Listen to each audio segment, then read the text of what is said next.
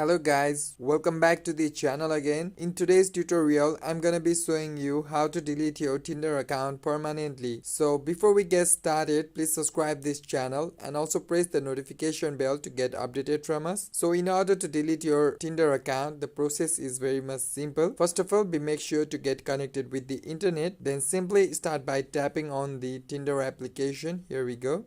And once you enter inside the application, just tap on this profile icon at the top left and now go to the settings.